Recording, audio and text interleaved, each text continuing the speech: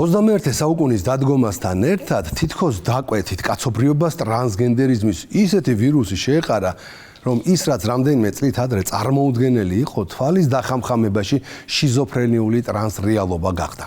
სამყარო რამდენიმე წელიწადში ისე შეიშალა, რომ ტრანსგენდერების რაოდენობის ზრდა კი არ გახდა უბრალოდ შესამჩნევი.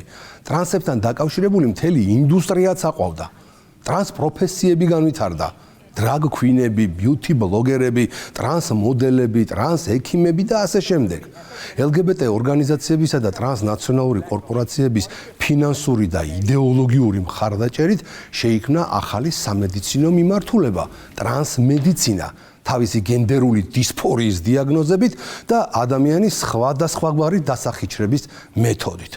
ფსევდოლიბერალურმა იდეოლოგიამ გნებავთ ლიბერალურმა ფაშიზმმა მიზნად დაისახა ახალი უსქესო, ურწმუნო, უეროვნებო და ადვილად კონტროლირებადი ადამიანებისაგან დაკომპლექტებული საზოგადოების შექმნა.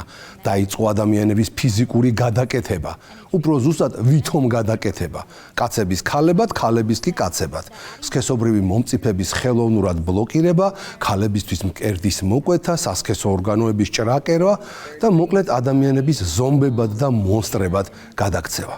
მაგრამ მაინც ხშირად ისმის კითხვა. ასეთი რა ტრანსპანდემია დაემართა კაცობრიობას, რომ ამდენი ადამიანი საკუთარი ნებით ისახიჯრებს სხეულს და ინგრევს მომავალს. ეგრეთ წოდებულ პროგრესულ დასავლეთში ტრანსგენდერები უკვე მოსახლეობის 1%-ზე მეტ შეადგენენ. ეს კი ათეულობით მილიონ დასახიჩრებული სხეულის და გაუყუღმართებული აზროვნების მქონე ადამიანს ნიშნავს. მოკლედ ტრანსპანდემია ბუნებრივი არაფერშუაშია, ყველაფრის თავი და თავი არის ორი რამ: LGBT გარყვნილების პროპაგანდა ყველა დონეზე და გენდერული დისფორიის მკურნალობის საყოველთაო პროტოკოლები მთელს დასავლურ საზოგადოებაში. შეაწუხებს თუ არა მცირეწლოვან ბავშვს დეპრესია გარდატეხის ასაკში, მაშინვე მიაკრავენ გენდერული დისფორიის დიაგნოზს და იწყებენ მის გადაკეთებას. ტესტოსტერონით გაჭრიფვას, სქესის მომწიფების ბლოკირებას და ასე შემდეგ. რასთავარია, არავინ ურჩევს არც ბავშვს და არც მის მშობელს, რომ იქნებ ჯერ ფსიქოლოგი გესინჯათ, ნევროპათოლოგთან გაგესაუბრათ, ბოლოს და ბოლოს ფსიქიატრთან გაგევლოთ კონსულტაცია. მაგრამ არა, რა საჭიროა? ასე ხომ შეიძლება ბავშვს ყველაფერი მოუწესრიგდეს და არავითარი ტრანს გადასვლა აღარ მოუნდეს. რაკნან მერე ამ კანიბალიზმის სამედიცინო ცენტრებმა, ფსევდოლიბერალური მონსტრების კორპორაციებმა, როგორ შექმნან მანქურთების საზოგადოება და როგორ იშოვონ ამ საზოგადოებაში კიდევ უფრო მეტი ტრილიონი? მთელ ამ სამედიცინო დანაშაულის სქემას შესანიშნავად ხსნის და ააშკარავებს 20 წლის კალიფორნიელი სტუდენტის კაია ბრინის სარჩელი, რომელიც მან ჯანდაცვის პროვაიდერებისა და კალიფორნიის საავადმყოფოს წინააღმდეგ შეიტანა სასამართლოში. კაია ბრინი ამტკიცებს, რომ მას არასწორად დაუსვეს გენდერული დისფორიის დიაგნოზი, რასაც მისთვის 12 წლის ასაკში დაჩქარებული წესით სქესის მომწიფების ბლოკირება, შემდეგ ჯვარედინის სქესის ჰორმონების დანიშვნა და ბოლოს 14 წლის ასაკში ქირურგიული ჩარევა, მკერდის მოკვეთა და სამუდამოდ ახალგაზრდა გოგოს ცხოვრების დანგრევა მოყვა.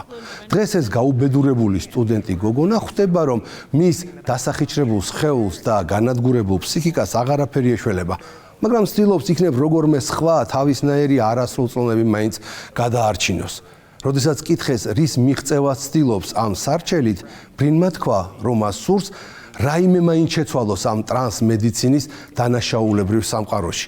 ყველაზე მეტად კი სურს ამხილოს ის უტიფარი ტყვილი, თითქოს არავის არასოდეს ჩაუტარებია დაჩქარებული გენდერული თერაპია იმ ბავშვებისთვის, რომლებსაც ეს საერთოდ არ სჭირდებოდათ. ტრანსგენდერიზმის ბნელი მხარე. სწორედ ეს შეგვიძლია ვუწოდოთ იმას, რაც დღევანდელ ფსევდოლიბერალურ სამყაროში ხდება. ადამიანებზე სქესის გადაკეთების მანიპულაციები, დამახინჯებული და დასახიჩრებული სხეულები, ჯანმრთელობა, ფსიქიკა. დიახ, ოპერაციის შემდგომი პერიოდი ხშირად იმდენად მძიმეა, რომ ადამიანები თვითმკვლელობამდეც მიდიან, ვისაც თვითმკვლელობა არ შეუძლია ევთანაზიას, ანუ სამედიცინო ჩარევით მოკვდინებას ითხოვენ. ამერიკის შეერთებული შტატების მედიცინის ეროვნული ბიბლიოთეკის მიერ გამოქვეყნებული კვლევის თანახმად, ადამიანები, რომელთაც სქესის შეცვლის მიზნით ქირურგიული ჩარევა გაიკეთეს, თვითმკვლელობის უფრო მაღალი რისკით გამოირჩევიან. სპეციალისტებმა დაადგინეს, რომ მსოფლიოს მასშტაბით რიგ სახელმწიფოებში ამ სახის ქირურგიული ჩარევის პოპულარიზაციის ფონს ფონზე ამ სერვისით მოსარგებლე ადამიანები აწყდებიან უფრო მეტ დეპრესიასა და თანმდევ თვითმკვლელობას. ჩატარებული კვლევის თანახმად, სქესის შეცვლის მიზნით ქირურგიული ჩარევის შემდეგ ადამიანები სუიციდის 12-ჯერ უფრო მაღალი რისკის ქვეშ არიან. 2021 წლის მონაცემებით ამერიკის შეერთებულ შტატებში თვითმკვლელობით 58,000 ადამიანზე მეტი დაიღუპა. ნათელია, რომ ჩვენ უნდა ვიმუშაოთ ამ სამწუხარო შედეგების თავიდან ასაცილებლად. ეს კიდევ უფრო აძლიერებს ყოვლის მომცველი ფსიქიატრიული დახმარების საჭიროებას სქესის დადასტურების ოპერაციის შემდგომ წლებში. გარდა კვლევებისა, არსებობს ისტორიები იმ ადამიანების შესახებ, რომლებმაც სქესის შეცვლის ოპერაცია გაიკეთეს და მოგვიანებით ეს გადაწყვეტილება ინანეს. დოკუმენტური ფილმის სახელწოდებით "მინდა ჩემი სქესი დავიბრუნო" რეალურ ისტორიებზეა დაფუძნებული. ბუნებრივია ისინი საკუთარ სქესს ვეღარ დაიბრუნებენ, ქალურობას ან კაცურობას ვეღარ აღიდგენენ. თუმცა სქესდამახინჯებულ და ფსიქოლოგიურად განადგურებულ ადამიანებს სხვა რა გზა რჩებათ გარდა იმისა, რომ საკუთარი გამოცდილება საზოგადოებას გაუზიარონ და სქესის შეცვლის ოპერაციებთან დაკავშირებული მანკიერი პრაქტიკა აღკვეთონ. მე მამაკაცად დავიბადე. სქესი 30 წლის ასაკში შევიცვალე. აგერ უკვე 28 წელია ვცხოვრობ როგორც ქალი და ძალიან ვნანობ ამ გადაწყვეტილებას. ასე რომ ეს ოპერაციები სხვა არაფერია თუ არა პლასტიკური ქირურგია. მე მყავდა რამდენიმე მეგობარი, რომლებმაც სქესი შეიცვალეს. უყურებდი მათ და ვფიქრობდი, შენ გადაიხდი გარკვეულ საფასურს ამის გამო, რადგან ეს საშინელებაა. მედიკოსები თანხმდებიან, რომ სქესი განსაზღვრავს ადამიანი ქალია თუ მამაკაცი, ანუ მდედრობითი სქესისაა თუ მამრობითის. სქესი მოიცავს ბიოლოგიურ, ფიზიოლოგიურ თვისებებს, იგი სტატიკურია, არ იცვლება, უნივერსალურია და დაკავშირებულია რეპროდუქციულ ფუნქციებთან. მთავარი სქესობრივი განსხვავება არის ის, რომ ქალს შეუძლია ბავშვის გაჩენა, ხოლო კაცს არა. კაცს მასკულატურა ძირითადად უფრო მძლავრი აქვს ვიდრე ქალს. სქესობრივი ნიშნის მიხედვით ადამიანს მიეწერება რა გენდერული როლი უნდა გააჩნდეს. თუმცა არსებობენ ფსიქიატრები და ფსიქოლოგები, რომლებიც თავის გაუკუღმართებულ ფსევდოლიბერალურ ტერმინოლოგიას საზოგადოებას თავს ახვევენ და გენდერული დისფორიის დიაგნოზებით ადამიანის სხვადასხვაგვარი დასახიჩრების მეთოდებით კაცობრიობას სწამლავენ. საზოგადოების გადაგვარების მცდელობამ ეგრეთ წოდებულ პროგრესულ დასავლეთში ისე გაიდგა ფესვები, რომ დღეს მოზარდებსა თუ ახალგაზრდებში გახშირდა სქესობრივი მომწიფების ხელოვნურად ბლოკირება, მკერდის მოკვეთა, სასქესო ორგანოების გადანერგვა ან პირიქით. დასავლეთში ტრანსგენდერები უკვე მოსახლეობის 1%-ზე მეტს შეადგენენ, ასე რომ ეს ათეულობით მილიონ დასახიჩრებული სხეულის და გაუკუღმართებული აზროვნების მქონე ადამიანს ნიშნავს. გენდერული იდენტობის აშლილობა, იგივე რაც გენდერული დისფორია არის აშლილობა, რომელსაც ფსიქოლოგები და ფსიქიატრები იყენებენ იმ შეუთავსებლობის აღსაწერად, რაც ახასიათებს ზოგიერთ ადამიანს. შეუთავსებლობა ბიოლოგიურ სქესთან და ამ სქესით განპირობებულ გენდერულ როლთან. ასეთი აშლილობის მქონე ადამიანი ხდება ტრანსსექსუალი ან ტრანსგენდერი. ეს კი დასავლეთში ფსევდოლიბერალური იდეოლოგიის გამეფებისა და LGBT გარყვნილების პროპაგანდის შედეგია. დიახ, დღეს საზოგადოებას გენდერული დისფორიის მკურნალობის საყოველთაო პროტოკოლებით ურეცხავენ ტვინს, რადგან უეროვნებო და უსქესო ადამიანების კონტროლი ხომ ყველაზე მარტივია. სწორედ გენდერული დისფორია აღმოჩნდა ის დიაგნოზი, რომელიც ექიმებმა 20 წლის კალიფორნიელ სტუდენტს დაუსვეს. მთელ ამ სამედიცინო დანაშაულებრივ სქემას კაია ბრინი ამხელს. გოგონა, რომელსაც დასახიჩრებული სხეულისა და განადგურებული ფსიქიკის გარდა არაფერი აღარ დარჩა, ახლა ჯანდაცვის პროვაიდერებსა და კალიფორნიის საავადმყოფოს გენდერული დისფორიის დიაგნოზის არასწორად დასმაში ადანაშაულებს. ექიმებმა სამედიცინო მანიპულაციები გოგონაზე 12 წლის ასაკში დაიწყეს, რასაც ჯერ დაჩქარებული წესით სქესის მომწიფების ბლოკირება, შემდეგ ჯვარედინის სქესის ჰორმონების დანიშვნა და ბოლოს 14 წლის ასაკში ქირურგიული ჩარევა, მკერდის მოკვეთა და სამუდამოდ ახალგაზრდა გოგოს ცხოვრების დანგრევა მოჰყვა.